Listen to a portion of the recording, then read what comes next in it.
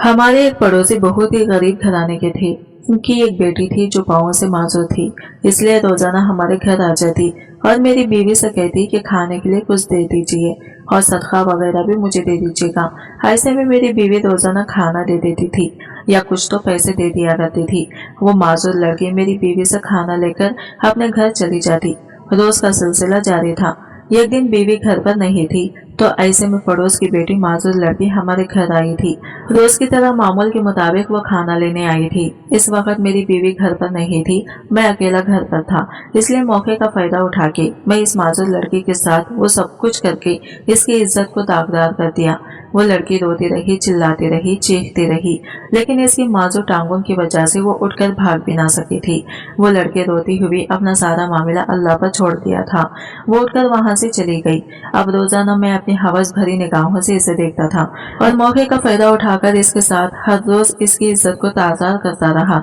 एक रोज ऐसे ही शाम को इस लड़के के साथ वो सब कुछ कर रहा था तो पीछे से किसी ने मेरी वीडियो बना ली थी और जब पीछे मुड़कर देखा तो मेरे होश उड़ गए, क्योंकि वो तो आज फिर पड़ोसी सादिक के घर से बच्चों की रोने की आवाजें आ रही थी। मैं जैसे ही काम से घर लौटा तो मेरी बीवी ने मुझसे कहा कि पड़ोस के घर से बच्चों की रोने की आवाजें आ रही हैं।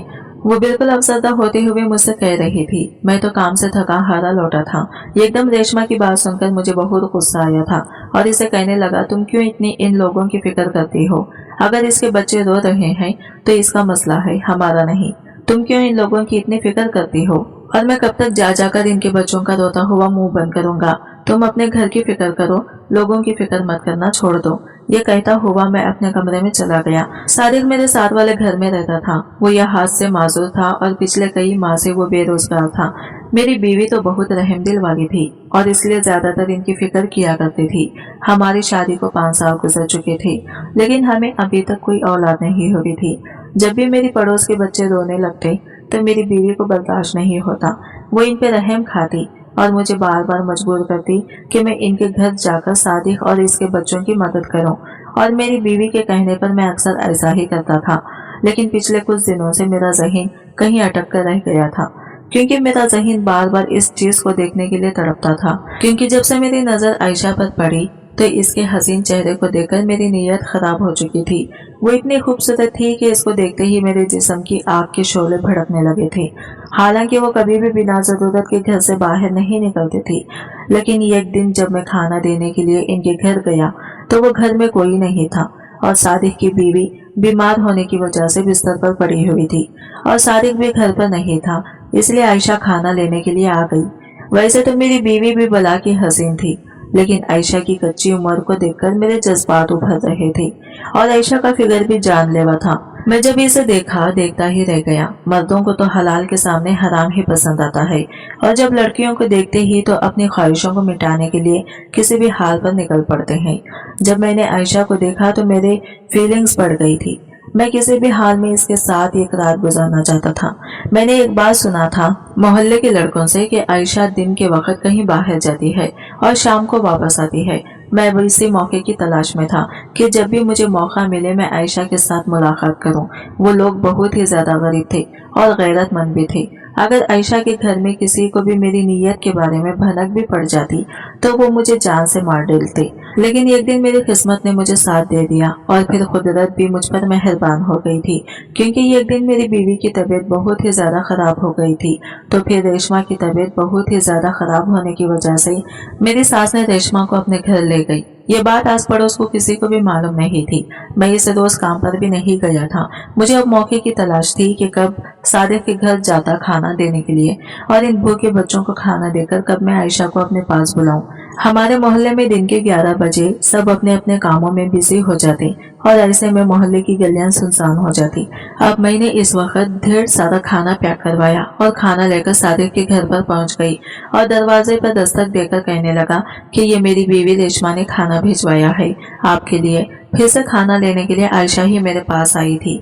इसकी खूबसूरती को देखकर मैं मदहोश हो गया था।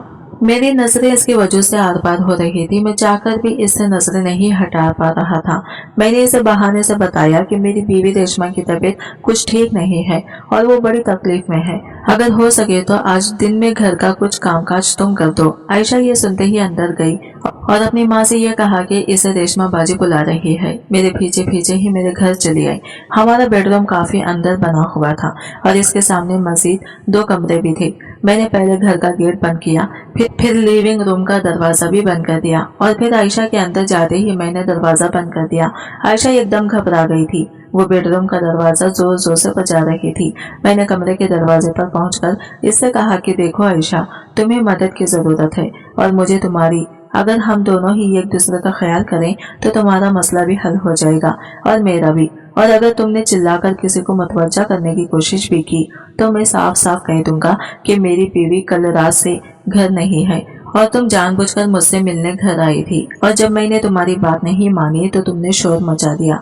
वो कम उम्र लड़की थी और मैं एक मंजूबा खिलाड़ी। वो फौरन मेरे जाल में फंस चुकी थी।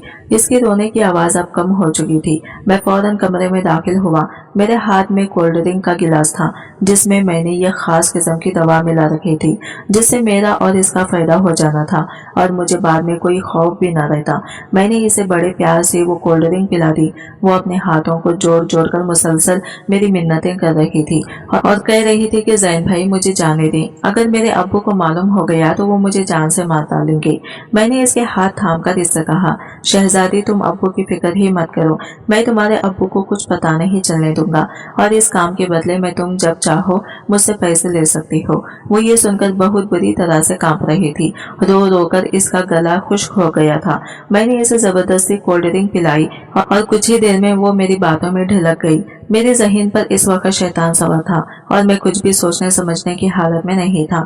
मैंने फौरन इस मासूम लड़की का फायदा उठाया और फिर इसे बिस्तर पर ही छोड़कर इसके पास 10,000 रख के मैं खुद घर से चला गया। मैंने जानबूझकर दरवाजे को बाहर से बंद नहीं किया था। मैं काफी दूर बैठकर अपने मकान की तरफ देख रहा था। तकरीबन 1 घंटे के बाद मैंने देखा कि आयशा मेरे घर से निकली है और अपने घर चली गई। मैं अपने मोबाइल को देख देख कर मुस्कुरा रहा था जिसमें मैंने अपने कारनामे की सारी फिल्म रिकॉर्ड कर ली थी। मेरी बीवी को मैदे का अल्सर बताया गया था तो इसकी अम्मी ने इसे घर जाने से रोक दिया और मैं बाखड़गी से रोज रेशमा से इसकी माँ के घर ही मिलकर आ जाता था। मेरी उम्र इस वक्त 35 साल थी। मैंने कई बार आयशा को बुलवाया क्योंकि मैं इस दिन लैपटॉप पर अपनी और इसकी वीडियो चलता हुआ छोड़कर घर से बाहर निकला था ताकि वो उठकर वो वीडियो देख ले और कोई भी हंगामा ना कर सके। सच कहते हैं जब इंसान की जेब में पैसे हो और अगला इंसान मजबूर हो तो फिर वो हर हद तक जाकर इसे जलील करता है।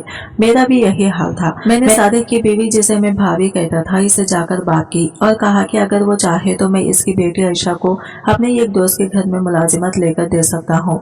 वो सहम कर कुछ खामोश हो गई और कहने लगी कि मैं आपके भाई से बात करके आपको बता दूंगी।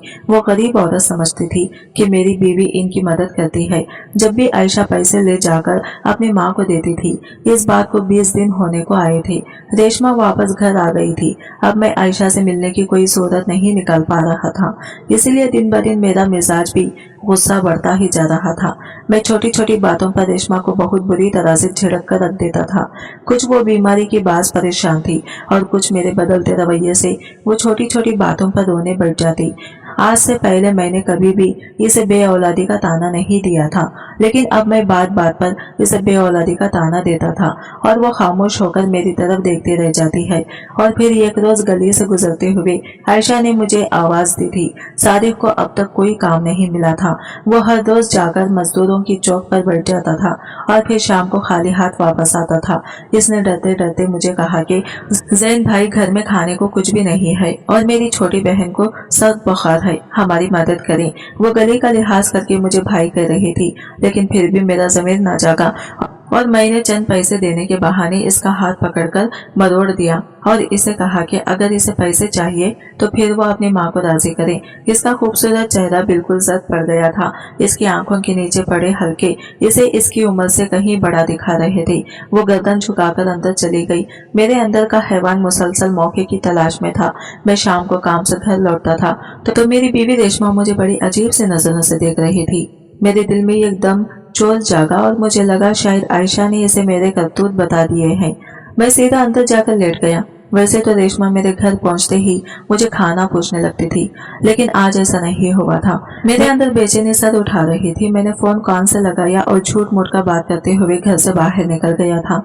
ये सच था कि मैंने रेशमा से बहुत मोहब्बत की थी और इसे भी मुझसे प्यार था, लेकिन जब से मैंने ये गुनाह किया था, अब मैं रेशमा के सामने परेशान सा हो जाता था। मैं रात देर गए घर वापस पहुंचा तो रेशमा मेरा इंतजार कर रही थी। मैंने हशाश बशाश मोड़ में इसे कहा, बेगम खाना लगा दो, बड़ी भूख लग रही है। वो चुपचाप उठकर खाना ले आई। मैंने जैसे ही ट्रे में देखा तो नमकीन भुना हुआ गोश्त रखा था। वैसे तो ये मेरा पसंदीदा था, लेकिन ना जाने क्यों मैं इसे देखकर कुछ चौंक सा गया। लेकिन कुछ कहे बगैर मैंने बड़ी रग़बत के साथ खाना खाया। तब तक रेशमा मेरे लिए काफी भी बनाकर ले आई। मैं बिस्तर पर नीम दराज होकर काफी पी रहा था जब रेशमा मेरे सामने बैठकर मेरी तरफ देखकर कहने लगी कि अगले जुम्मे को आयशा से आपका निकाह है। मेरा हाथ इतनी बुरी तरह से काम गया कि गरम गरम काफी मेरे ऊपर गिर गई। रेशमा ये देखकर तंजिया अंदाज में मुस्कुराने लगी। मैंने घबराकर इससे पूछा कि तुम ऐसा क्यों कह रही हो? तुम पागल हो गई हो क्या? मैं भला इस पठान लड़की से निकाह क्यों करूंगा? और अगर ये मजाक है तो बहुत बुरा मजाक है। वो मुस्कुराई और कहने लगी कि मैं ये शादी आपके लिए नहीं करवा रही, बल्कि मैं चाहती हूँ इन गरीब लोगों की कुछ मदद भी हो जाए और हमारी आंगन में भी बच्चों का शोर गूंज उठे। आयशा अच्छी लड़की है, कभी मुझे परेशान नहीं करेगी और फिर मेरी बीमारी में फिर मुझे संभालेगी। मेरा दिल जोर जोर से धड़क रहा था। मेरा दिल कह रहा था कि रेशमा जरूर कुछ न कुछ जान गई है। मैंने इसे मना करने की कोशिश की तो इसने सख्ती से मुझे रोका कि अब इस बारे में कोई बात नहीं होगी, क्योंकि वो दिन में जाकर आयशा की माँ से इसके रिश्ते की बात करके आ गई है। मैं मुतमईन हो गया और चुपचाप रेशमा को मार्केट ले गया। रेशमा ने मेरे अम्मी के बनाए हुए कंगन और चूड़ियां बेचकर 2 लाख जमा किए और फिर चंद कीमती जोड़े और जूते लेकर वो घर वापस आ गई। मुझे इसके अंदाज से समझ नहीं आ रहा था कि इसके दिल में मेरे लिए क्या चल रहा है। रेशमा ने ही मेरे बड़े भाई को फोन करके बुलाया था और इनके सामने बैठकर कहा कि वो अपनी रजामंदी और खुशी से मेरी शादी करवा रही है और इसे उम्मीद है कि खानदान वाले इस बात पर कोई हंगामा नहीं करेंगे। मेरे बड़े भाई गुस्से से मेरी तरफ घूर रहे थे, क्योंकि रेशमा हमारी फुफूजात थी और फिर जब तक अम्मा हयात थी वो रेशमा को बिल्कुल अपनी सगी बेटियों की तरह चाहती थी। वो बार बार रेशमा से पूछ रहे थे, क्या तुम्हें ज़ैन ने मजबूर किया है दूसरी शादी के लिए? तो रेशमा खुले दिल से कहने लगी, नहीं भाईजान, उन्होंने कभी ऐसा नहीं कहा, ये तो मैंने खुद सोचा है। मेरी तबीयत ठीक नहीं रहती और मेरा दिल करता है कि मुझे भी कोई अम्मी अम्मी कहे। ये लड़की बहुत गरीब और सीधी सादी है। मुझे पूरी उम्मीद है कि हम दोनों का ये सफर अच्छा गुजरेगा। भाई ने रेशमा के साथ जाकर सादिक से बात की। ये 1 लाख इसके हाथ में रख दिए। एहसास जुर्म मुझे अंदर ही अंदर खाए जा रहा था और फिर मेरा आयशा से निकाह हो गया। रेशमा ने इसे बिल्कुल अपनी बहनों की तरह रखा। यूं लग रहा था जैसे इस दिन वो अपनी सौतन को नहीं, अपनी बहन को ब्याह कर ला रही है।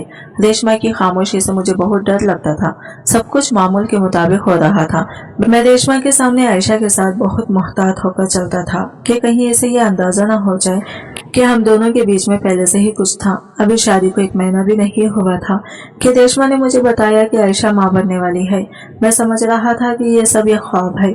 देखते ही देखते रेशमा की खुद की तबीयत भी बेहतर होती जा रही थी।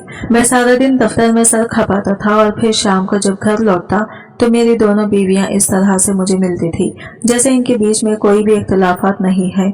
आयशा दिन ब दिन खूबसूरत होती जा रही थी। वो मुझसे दूर दूर रहती और खामोश खामोश रहती।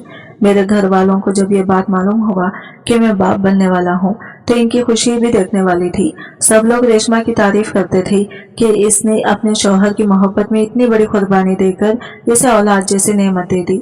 सारिफ ने इन पैसों से छोटा कारोबार किया और देखते ही देखते इनके घर के हालात भी सुधर गए थे। अल्लाह ताला ने मुझे बाप बना दिया था। मैं एक बड़ी ही खूबसूरत और प्यारी बेटी जिसकी नीली नीली आंखें थी। आयशा से भी ज्यादा रेशमा खुश थी। इसे जीती जागती गुड़िया मिल गई थी। इसके सारे काम खुद करने की कोशिश करती थी, लेकिन आयशा इसे कहती थी कि बच्ची के काम इसे करने दे। अपनी बच्ची को देखकर दिल ही दिल में खौफजदा होता रहता था, कहीं मेरा बोया हुआ इसे न काटना पड़ जाए। मैं अब दिल ही दिल में हर वक्त अल्लाह ताला से अपने गुनाह की माफी मांगता रहता था। वक्त तेजी से गुजरता रहा। कई दिनों से आयशा की तबीयत ठीक नहीं थी और मैं और रेशमा अब साथ रह रहे थे। मेरी बेटी मरियम अपनी बड़ी माँ के साथ ज्यादा वक्त गुजारती थी। आयशा 2-3 रोज के लिए अपने वालिदैन के घर गई थी। इस वक्त मरियम 3 साल की हो चुकी थी। मैं सहन में बैठा अपनी बेटी की शरारतों से लुत्फ अंदोज हो रहा था कि एकदम रेशमा मेरे पास आकर बैठ गई। चलते चलते मरियम अचानक गिर पड़ी। मैंने भागकर अपनी बेटी को उठाया और इसे अपने सीने से लगा लिया। रेशमा ये देखकर हंसने लगी, फिर अचानक बोली, ज़ैन साहब अपनी औलाद की इतनी सी तकलीफ पर घबरा गई, मगर किसी और की बेटी पर गंदी नजर रखकर इसे तकलीफ पहुंचाते हुए आपका दिल नहीं कांपा था। मैंने घबरा कर रेशमा की तरफ देखा और खुदरे गुस्से से इसकी तरफ घूरने लगा। तुम्हारा दिमाग तो ठीक है, ये क्या बकवास कर रही हो तुम? मैंने किसको तकलीफ पहुंचा दी और मैं ऐसा भला क्यों करूंगा? रेशमा कहने लगी, मेरे सामने ड्रामा मत करो। मैं पिछले 3 साल से जानती हूँ कि तुमने क्या किया था। ये बच्ची तुम्हारी शादी से पैदा नहीं हुई है, बल्कि तुम्हारे गुनाह का नतीजा है। इस रोज अगर अचानक मैं इनके घर नहीं चली जाती तो शायद आयशा को इसकी माँ जान से ही मार डालती। वो तो शुक्र है कि आयशा ने मुझे सब कुछ सच सच बता दिया था। मैं कभी सोच भी नहीं सकती थी कि तुम इतनी गिरी हुई हरकत भी कर सकते हो। एक जरा से सुकून के लम्हात के लिए तुमने एक शरीफ और इज्जतदार लड़की की जिंदगी बर्बाद कर दी। पिछले 3 साल से मेरे सीने में जो लावा जल रहा था, काश मैं तुम्हें तुम्हारे इस जुर्म की सजा दे सकती, लेकिन जब इस मासूम बच्ची को देखती हूँ तो इस पर तरस आ जाता है। इस वक्त मेरी नजर जमीन पर गिरी हुई थी। मैं जो हमेशा से इसे दबा कर रखता था, अब सारी जिंदगी इसके सामने नजर उठाने के काबिल नहीं रहा था। वो चुपचाप मरियम को उठाकर अंदर चली गई और मैं घर से बाहर चला गया। मैं रात देर से मैं घर पहुंचा था। मरियम अपनी माँ के सीने पर सर रखकर सो रही थी। मैंने चुपके से जाकर रेशमा के हाथ को पकड़कर अपना सर इस पर टिका दिया। 3 बरस से मैं एहसास जुर्म में जल रहा था। इसने मेरी तरफ देखा और फिर गुस्से से मुंह फेर दिया। तब मैं इसे कहने लगा, रेशमा खुदा के लिए मुझे माफ कर दो। वो काफी देर गुस्से से मेरी तरफ देखती रही और फिर कहने लगी, मर्द जवानी में अपनी बेटी की तकदीर लिखता है। मैं इस मासूम बच्ची को देखती हूँ और फिर मुझे खौफ और वसवसे घेर लेते हैं। मैं इसकी ये बात सुनकर जी जान से लरस गया था, क्योंकि वो बिल्कुल ठीक ही तो कह रही थी। मैंने इससे भी माफी मांग ली और फिर जब आयशा वापस आई तो इससे भी माफी मांगी, क्योंकि अल्लाह ताला भी इस वक्त तक माफ नहीं करता जब तक वो इंसान माफ कर दे जिसे हमने तकलीफ पहुंचाई होती है। अब मैं हर वक्त अल्लाह से तौबा करता रहता था। मेरा ज्यादा वक्त नमाज और इबादत में गुजरता था। देखते ही देखते मरियम 6 साल की हो गई। जब अल्लाह ताला ने मुझे दूसरी बार बाप बनाया था, इस बार रेशमा को अल्लाह ताला ने 2 जुड़वा बेटों से नवाजा था। शायद ये इसकी नेकी का सिला था। जब इसने आयशा को मजबूर देखकर इसकी पर्दापोशी की थी और इसे इज्जत भरी जिंदगी दी थी, मुझे लगता था हमारा घर अब एकदम मुकम्मल हो गया है, लेकिन मेरी सोच गलत थी। अभी तो बहुत कुछ होना बाकी था। अब तो मेरा मकाफत अमल शुरू हुआ था। मेरी बेटी मरियम सबकी आंख का तारा थी। अचानक सादिक अपने इलाके की तरफ हिजरत करने लगा। आयशा ने अपने बाप को बहुत रोका। वो कबायली इलाकों से ताल्लुक रखते थे और वहां पर अमन और अमान की बिगड़ी हुई सूरत हाल को देखकर कराची शहर में आए थे। मगर सादिक कहने लगा कि अब इसके बेटे और बेटियां जवान हो रही हैं और इसे वापस कबीले में जाकर रहना चाहिए ताकि बच्चों की शादियां अपनी ही बिरादरी में कर सके। मैंने आयशा को समझाया कि वो इसे जाने दे और यूं हमारा पड़ोस भी वीरान हो गया और आयशा का मायका भी खत्म हो गया। देखते ही देखते काफी अरसा गुजर गया। नौकरी छोड़कर मैं अपना कारोबार करने लगा था, मगर मेरे बेटे अभी सिर्फ 12 साल की थी। मगर मुझको कारोबार के लिए किसी मददगार की जरूरत थी, इसलिए मैंने भाईजान से कहा कि वो अपने बेटे को मेरे पास भेज दे। मुबशिर लाहौर में अपना BA कंप्लीट कर चुका था और अब वो भी नौकरी की तलाश में था। मुझे अक्सर माल खरीदने के लिए कई दिन घर से दूर रहना पड़ता था। मुबशिर के साथ रेशमा भी काफी अटैच थी, तो मैंने इसे घर में ही रिहाइश इख्तियार करने का कह दिया। आयशा तो पहले दिन से ही बड़ी खामोश तबीयत की थी। अब वो और भी खामोश हो चुकी थी।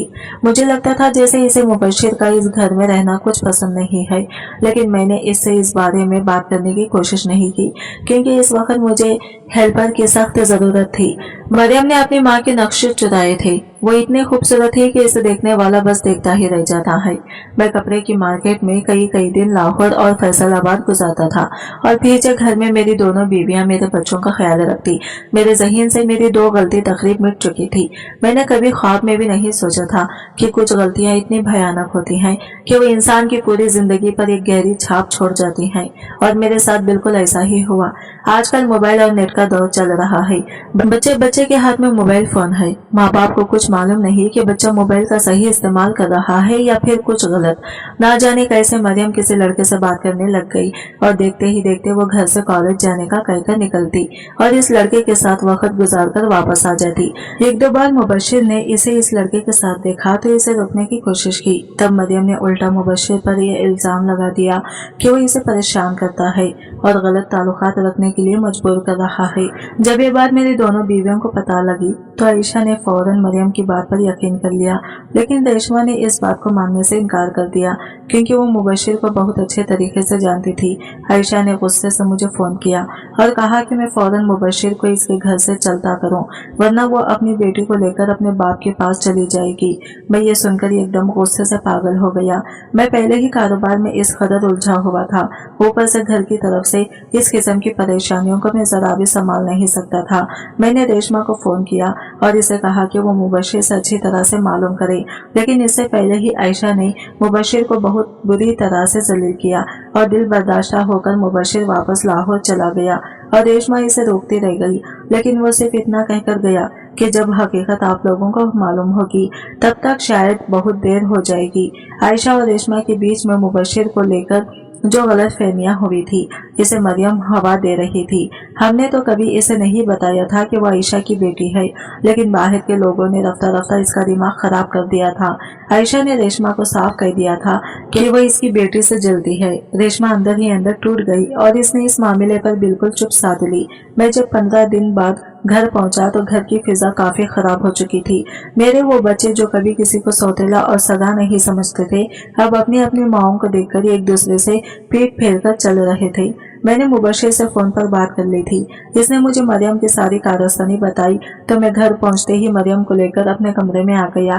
میں نے بہت سختی کے ساتھ مریم سے پوچھنے کی کوشش کی لیکن وہ بہت صفائی کے ساتھ جھوٹ بولتی رہی۔ میں نے اگر اس سے اس کا موبائل واپس لینا چاہا تو عائشہ نے بیچ میں گھس کر تماشا شروع کر دیا۔ اس کا کہنا تھا کہ موبائل آج کل ہر بچے کی ضرورت ہے، بیٹی سے موبائل واپس لے لیا تو اس کی دوستیں اس کا مذاق اڑائیں گی اور بچے کا دھیان بھی پڑھائی سے ہٹ جائے گا۔ میں بہت بری طرح سے پریشان ہو چکا تھا، اس مسئلے کا کوئی بھی حل مجھے سجھائی نہیں دے رہا تھا۔ میں نے مبشر سے بات کر کے اس لڑکے کی معلومات حاصل کرنا چاہی تو وہ بھی نہ مل سکی۔ ایک روز صبح کے وقت ہم سبھی ٹیبل پر بیٹھ کر ناشتہ کر رہے تھے۔ مریم کی کالج کی وین پہنچنے ہی والی تھی لیکن اب تک مریم اپنے کمرے سے باہر نہیں نکلی تھی۔ میرا دل زور سے دھڑکا تھا۔ میں نے ناشتہ چھوڑا اور بھاگتا ہوا مریم کے کمرے کی طرف گیا تو دروازہ اندر سے ہی بند تھا۔ میں نے دروازہ کھولنے کی کوشش تو بہت کی لیکن وہ تو اندر سے بند تھا۔ دونوں میری بیویاں اور چھوٹے بیٹے بھی میرے ساتھ ساتھ ہی آئے تھے۔ میں نے پہلے مریم کو بہت پکارا، جب کوئی جواب نہیں آیا تو میں نے ایک جھٹکے سے کمرے کا دروازہ توڑ دیا۔ کمرہ تو اندر سے بالکل خالی تھا، ہر جگہ ڈھونڈنے کے بعد بھی مریم کا کوئی بھی نشان نہیں ملا تھا۔ اچانک ایک دم سے میری نظر سامنے کھلی ہوئی کھڑکی کی طرف گئی تو میری جان نکل گئی تھی کیونکہ مریم کھڑکی کے راستے سے فرار ہو چکی تھی اور مریم جاتے ہوئے اپنے ساتھ بھاری رقم بھی لے گئی تھی اور اپنی دونوں ماؤں کے زیورات یعنی اسے گھر سے لے جانے والا جو بھی تھا اس کے ذہنی حالت سے خوب اچھی طرح سے فائدہ اٹھایا گیا تھا۔ اس شہر میں میرے جتنے بھی بڑے بڑے لوگ جاننے والے تھے میں نے انہیں فون کیا اور اپنی بیٹی کو ڈھونڈنے کی درخواست کی۔ مبشر فوراً واپس آ گیا تھا۔ اس نے جہاں اس لڑکے کو دیکھا تھا وہاں پہنچا اور لوگوں سے پوچھنا شروع کیا۔ وہ لڑکا بہت بدنام تھا اور مختلف لڑکیوں کے ساتھ دیکھا گیا تھا۔ اس کے ایک دوست تک ہم سب کی پہنچ ہوئی تو اس کے دوست ہمیں بتایا کہ وہ مریم کو لے کر لاہور کی طرف نکلا ہے۔ پولیس نے بھی بہت تعاون کیا اور کئی روز بعد مریم اور وہ لڑکا ایک ہوٹل سے برآمد ہو گئی۔ جب مریم کو واپس لایا گیا تو اس کی حالت نہایت قابل رحم ہو چکی تھی۔ اس لڑکے نے اس پر شدید تشدد کیا تھا اور اب اس کو وہ فروخت کرنے کے انتظار میں تھا۔ اس کی وجہ سے ریشما اور عائشہ دونوں کی حالت بہت خراب تھی، مگر میں بالکل خاموش تھا کیونکہ میرے سامنے میرا اپنا کیا ہوا ظلم آ گیا تھا۔ میں نے کسی غریب کی مجبوری سے فائدہ اٹھایا اور اللہ نے اس کا بہترین بدلہ مجھے دے دیا تھا۔ زنا یہ قرض ہے جو آپ کو اپنے گھر میں ضرور چکانا پڑتا ہے۔ عائشہ کو احساس بھی نہیں ہوا اور اس کی بیٹی اس کی ضد کی وجہ سے اتنی بڑی غلطی کر بیٹھی۔